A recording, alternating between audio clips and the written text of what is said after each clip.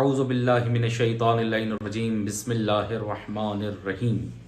الحمد للہ رب العالمین والصلاة والسلام علی اشرف الانبیاء والمرسلین اما بعد فقد قال اللہ تبارک و تعالی یا احمد لیس شیء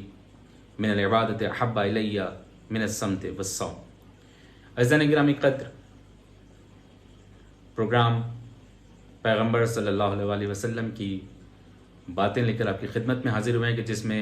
جیسا کہ نام سے معلوم ہے کہ ہم آپ صلی اللہ علیہ وسلم کی مختلف احادیث یا گفتگو پر بات کرنے کی کوشش کریں گے۔ آج جس حدیث قدسی کا انتخاب ہوا کہ جس میں پروردگار عالم فرماتا ہے کہ اے احمد، اے میرے محبوب، اے میرے پیارے، مجھے عبادات میں سے کچھ پسند نہیں سوائے اس کے کہ خاموشی اور روزہ۔ یعنی اس سے کیا مراد؟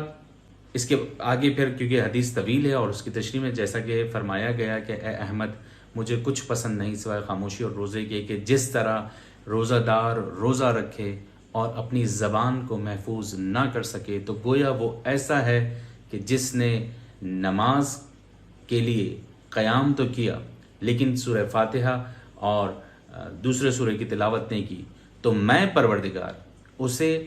اس کے کھڑے ہونے کا تو اجر دوں گا لیکن اسے عبادت کا اجر نہیں ملے گا۔ بالکل اسی طرح جو روزہ دار روزہ رکھتا ہے اور اپنی زبان پہ قابو نہیں پاتا، یا غیبت، چغلی، برائیاں یا خدا نخواستہ بد کلامی، اگر وہ ان ساری چیزوں میں مبتلا ہوتا ہے تو پروردگار عالم فرماتا ہے کہ اے نبی صلی اللہ علیہ وسلم،